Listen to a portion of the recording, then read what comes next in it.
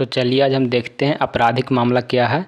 इससे top 100 MCQ, इसमें हम 50 प्रश्न देखेंगे, 40 केस स्टडी और अंत में वीडियो के अंत में व्याख्या भी करेंगे। तो पहला प्रश्न है, आपराधिक मामला किससे संबंधित होता है? अपराध और दंड से। आपराधिक मामले में वादी कौन होता है? राज्य। आपराधिक मामला क्यों दायर किया जाता है? दंड और न्याय के लिए। आपराधिक मामले का सबसे पहला कदम क्या है? FIR दर्ज करना।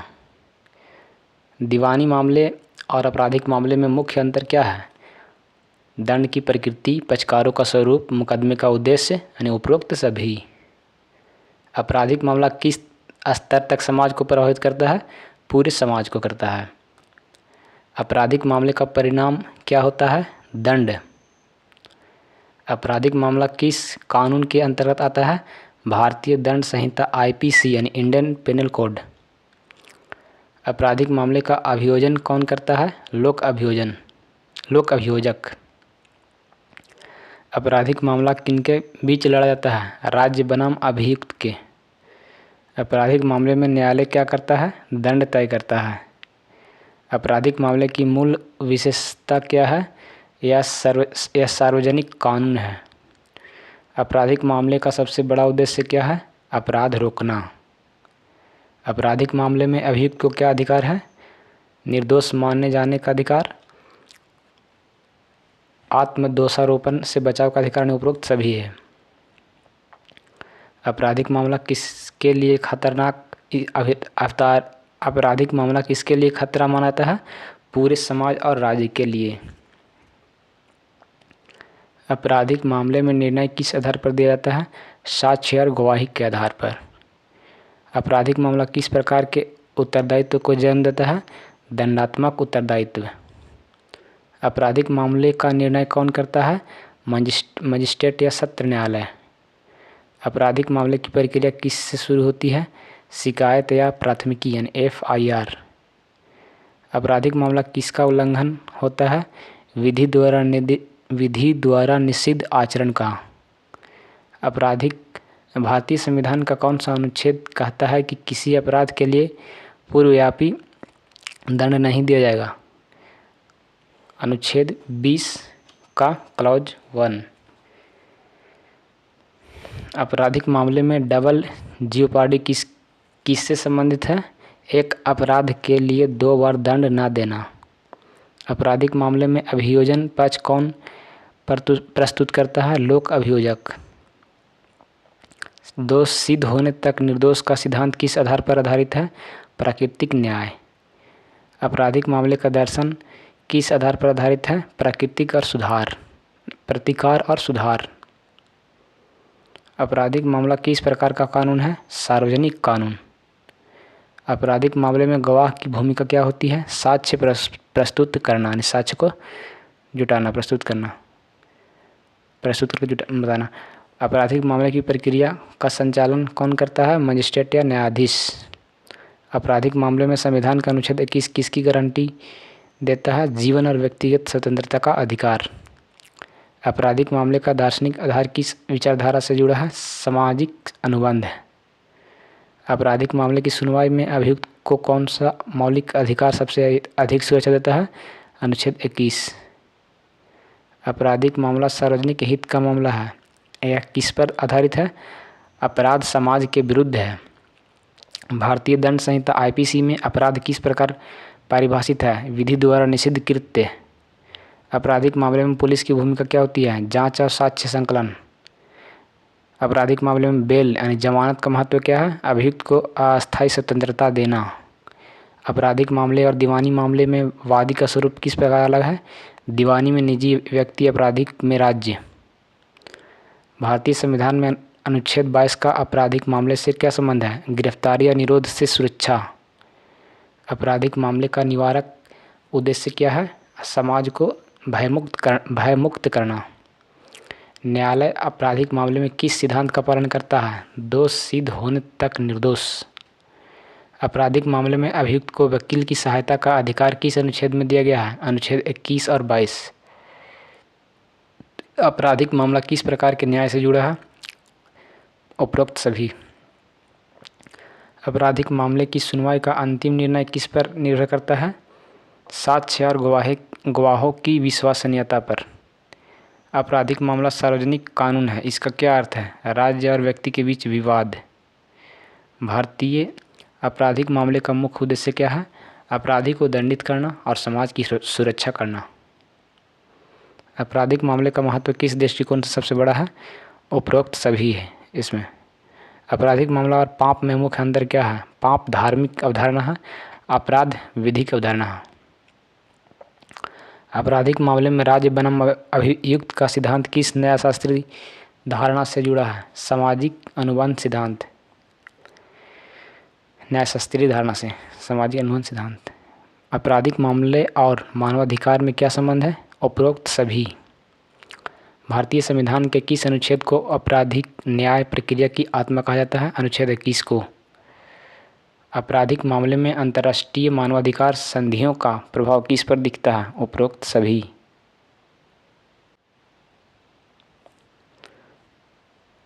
भारतीय आपराधिक मामले का कौन सा पहलू न्यायिक सक्रियता से सबसे अधिक प्रभावित हुआ है? जीवन और स्वतंत्रता की गारंटी। आपराधिक मामले में स्पीडी ट्रायल त्वरित सुनवाई का अधिकार कहाँ से उत्पन्न होता है? अनुच्छेद 21 से। आपराधिक मामले में न्यायपालिका की निष्पक्षता क्यों आवश्यक है? उपरोक्त। आपराधिक मामला किस प्रकार की विधि का अंग है? दंड विधि। Option A. आपराधिक मामला और दीवानी मामला में निर्णय का मानदंड किसमें अधिक कठोर है? आपराधिक मामला में। क्वेश्चन 56 है, भारतीय आपराधिक मामले की प्रकृति किससे प्रभावित हुई है? अंग्रेजी विधि प्रणाली से। आपराधिक मामले में न्यायालय की प्रक्रिया किस सिद्धांत पर आधारित है? विधि द्वारा स्थापित प्रक्रिया। आपराधिक मामला किस प्रकार के अधिकारों से सबसे अधिक संबंधित है? आपराधिक मामला किस प्रकार के अधिकारों से सबसे अधिक संबंधित है? यानी जुड़ा है मौलिक अधिकार। अब भारतीय आपराधिक मामले की सबसे बड़ी चुनौती क्या है? उपरोक्त सभी इसमें है। लंबित मामले, गवाहों का पलटना, न्याय में देरी, ये सभी। आपराधिक मामला न केवल अपराधी के लिए बल्कि समाज के लिए भी दंड का माध्यम है। इसका आशय क्या है? समाज को अपराध से सुरक्षा मिलती है। आपराधिक मामले का सुधारात्मक उद्देश्य किस विचारधारा से जुड़ा है? पुनर्वास सिद्धांत से। पुनर्वास सिद्धांत। आपराधिक मामले की सुनवाई में प्राकृतिक न्याय की कौन सी दो शर्तें महत्वपूर्ण हैं? निष्पक्ष न्यायाधीश और सुनवाई का अवसर। भारतीय आपराधिक न्याय प्रणाली का मुख्य लक्ष्य क्या है? अपराध को रोकना और न्याय देना। आपराधिक मामले की सार्वभौमिकता किस सिद्धांत पर आधारित है? विधि के शासन पर। भारतीय आपराधिक मामले में कौन सा अनुच्छेद हैबियस कॉर्पस जैसी याचिका दायर करने का अधिकार देता है? अनुच्छेद 32। आपराधिक मामला राज्य के किस मूल कार्य से जुड़ा है? विधि और व्यवस्था बनाए रखना से। आपराधिक मामले में पीड़ित की भूमिका किस पर आधारित है? उपरोक्त सभी। आपराधिक मामला लोकतंत्र की कसौटी है, इसका क्या अर्थ है? राज्य विधि के शासन को लागू करता है। भारतीय आपराधिक मामला किन तीन पक्षों के संतुलन पर आधारित है? अभियुक्त, पीड़ित और समाज। यूपीएससी स्तर पर आपराधिक मामले का सबसे सटीक निष्कर्ष क्या है? यूपीएससी स्तर पर यह राज्य द्वारा समाज की सुरक्षा हेतु अपराधी के विरुद्ध चलाया गया दंडात्मक मुकदमा है।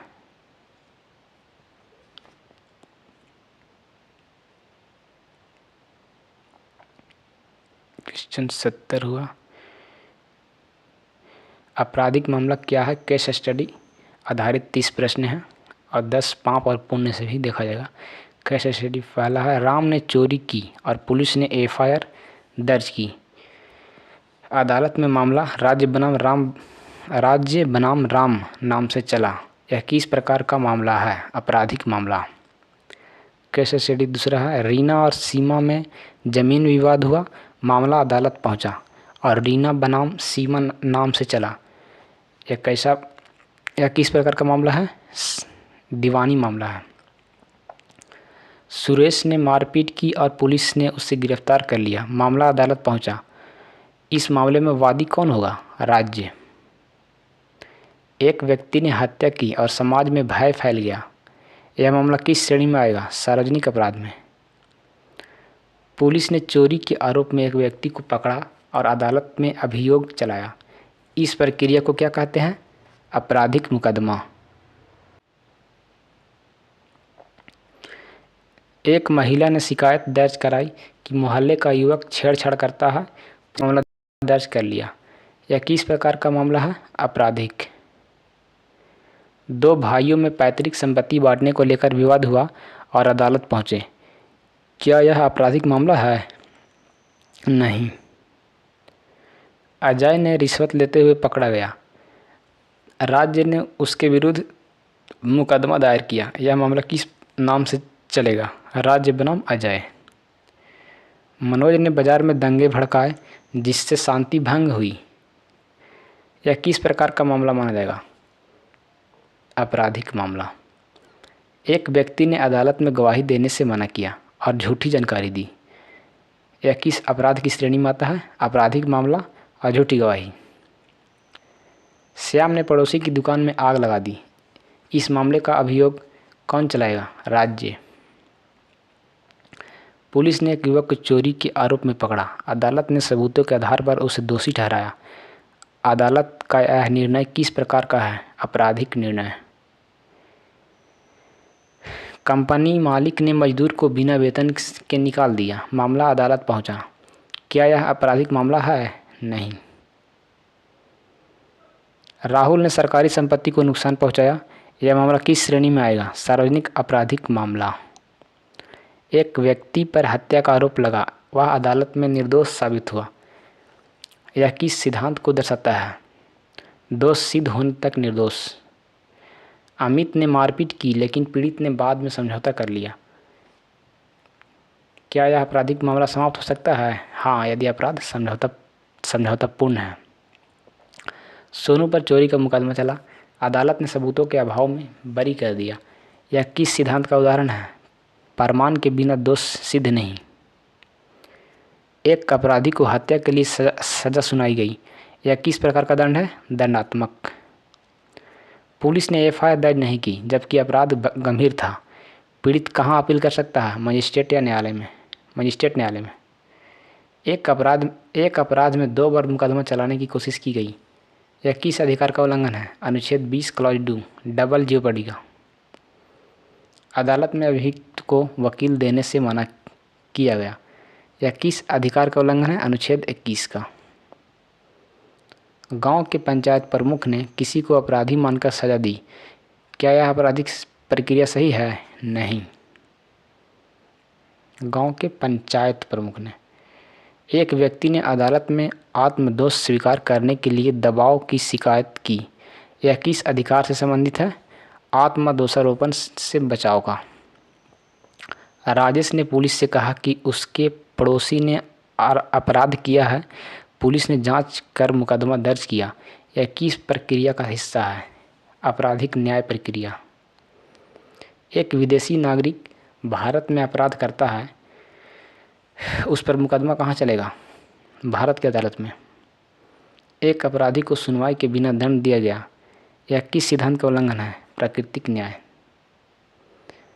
किसी अपराधी को बिना कानूनी प्रावधान के दंड दिया गया, यह किसका उल्लंघन है?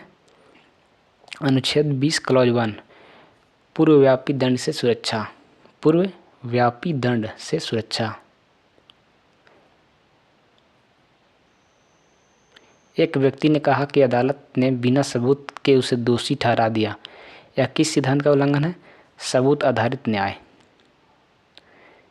किसी अभियुक्त को बिना वकील दिए सजा सुनाई गई, यह किस मौलिक अधिकार का उल्लंघन है? जीवन और व्यक्तिगत स्वतंत्रता। अनुच्छेद 21। न्यायालय ने कहा कि अपराध का मुकदमा हमेशा राज्य बनाम अभियुक्त के नाम से चलेगा, यह आपराधिक मामले की कौन सी विशेषता दर्शाता है? यह सार्वजनिक मामला है। पाप और पुण्य पर आधारित केस स्टडी 10 को देखते हैं हम लोग। एक व्यक्ति ने चोरी की और समाज में भय फैला, यह किस रूप में देखा जाएगा? पाप व आपराधिक मामला। एक युवक ने वृद्ध महिला को लूटने से बचाया, और पुलिस को अपराधी पकड़वाया, यह किस श्रेणी में आएगा? पुण्य। राम ने हत्या की और अदालत में मामला राज्य बनाम राम नाम से चला, यह किस प्रकार का आचरण है? पाप एवं आपराधिक मामला। सीमा ने अनाथ बच्चों को पढ़ाई के लिए दान दिया, यह किस श्रेणी में आता है? पुण्य। मनोज ने झूठी गवाही देकर निर्दोष को फंसाया, यह किस रूप में देखा जाएगा? पाप व आपराधिक मामला। अजय ने चोरी की वस्तु पुलिस को सौंप दी और गवाही भी दी, यह किस श्रेणी का आचरण है? पुण्य। राहुल ने सरकारी संपत्ति को नुकसान पहुंचाया, यह क्या दर्शाता है? पाप और आपराधिक मामला। एक शिक्षक ने अपने विद्यार्थियों को अपराध से बचने और ईमानदारी का पाठ पढ़ाया, यह किस श्रेणी का आचरण है? पुण्य। सोनू ने पड़ोसी की हत्या कर दी और अदालत ने उसे दोषी ठहराया, यह किस प्रकार का आचरण है? पाप एवं आपराधिक मामला। एक डॉक्टर ने गरीब मरीज का निःशुल्क इलाज किया और उसकी जान बचाई, यह किस श्रेणी में आता है? पुण्य। आपराधिक मामला क्या है, वर्णन करें। एक क्वेश्चन आपको यूपीएससी, एसएससी, यूपीएससी के मेंस में आ सकती है और कॉलेज एग्जाम में आ सकती है। आपराधिक मामले क्या है? आपराधिक मामले वे होते हैं जिनमें किसी व्यक्ति ने चोरी, डकैती, हत्या, धोखाधड़ी, बलात्कार, हमला या धमकी या अन्य ऐसे कृत्य किए हो जो कानून के विरुद्ध हो। इन मामलों में समाज और राज्य दोनों की सुरक्षा प्रभावित होती है, इसलिए राज्य ही पीड़ित पक्ष बनकर आरोपी के खिलाफ मुकदमा चलाता है। बहुत महत्वपूर्ण क्वेश्चन है और बहुत शॉर्ट में हमने इसका आंसर दिया है, इसलिए इसको ध्यान से पढ़ें। अगला है अपराधों का वर्गीकरण। भारतीय दंड संहिता में अपराधों को उनकी प्रकृति और गंभीरता के आधार पर वर्गीकृत किया गया है, जैसे जमानती और गैर जमानती अपराध, सामान्य और गैर सामान्य अपराध, संज्ञेय और असंज्ञेय अपराध। जमानती तथा गैर जमानती अपराध क्या है? जमानती अपराध ऐसे अपराध जिनमें आरोपी को जमानत देने का अधिकार होता है, एक कम गंभीर अपराध होते हैं, उदाहरण साधारण मारपीट, हल्की चोरी, झगड़ा। गैर जमानती अपराध क्या है? ऐसे अपराध जिनमें जमानत स्वतः नहीं मिलती बल्कि अदालत की अनुमति आवश्यक होती है, एक गंभीर अपराध होते हैं, उदाहरण के लिए हत्या, बलात्कार, अपहरण। सामान्य तथा गैर सामान्य अपराध क्या है? सामान्य अपराध इन अपराधों को पीड़ित और आरोपी आपसी समझौते से खत्म कर सकते हैं, उदाहरण के लिए झगड़ा, मानहानि, पारिवारिक विवाद। गैर सामान्य अपराध क्या है? इन अपराधों में समझौता संभव नहीं होता क्योंकि ये समाज और राज्य के लिए गंभीर खतरा है, उदाहरण हत्या, दुष्कर्म, आतंकवाद। संज्ञेय तथा असंज्ञेय अपराध। संज्ञेय अपराध क्या है? इनमें पुलिस बिना मजिस्ट्रेट की अनुमति या वारंट के गिरफ्तारी कर सकती है, जैसे उदाहरण के लिए हत्या, डकैती, दंगा। असंज्ञेय अपराध इनमें पुलिस को गिरफ्तारी के लिए न्यायालयों से वारंट लेना पड़ता है, उदाहरण के लिए मानहानि, साधारण चोट, मारपीट। दंड के प्रकार। भारतीय दंड संहिता आईपीसी में अपराधियों के लिए निम्न प्रकार की सजाएं निर्धारित हैं। पहला मृत्युदंड, दूसरा आजीवन कारावास, साधारण या कठोर कारावास, जुर्माना, संपत्ति की जब्ती, कार्मिक तथा सहवर्ती दंड। अगला है कार्मिक तथा सहवर्ती दंड क्या है? क्रमिक दंड जब एक सज़ा पूरी होने के बाद दूसरी सज़ा शुरू होती है, उदाहरण के लिए चोरी के लिए 3 साल और धोखाधड़ी के लिए 2 साल, पहले 3 साल फिर 2 साल। सहवर्ती दंड क्या है? जब कई सज़ा एक साथ चलती है, उदाहरण के लिए चोरी और धोखाधड़ी के लिए अलग अलग सज़ा होने पर भी दोनों एक साथ चलेगी। तो मिलते हैं अगला वीडियो में, और वीडियो अच्छा लगे तो चैनल को सब्सक्राइब करें, लाइक करें और कमेंट करें कि अगला टॉपिक किस चीज़ पर लाएं। Thank you.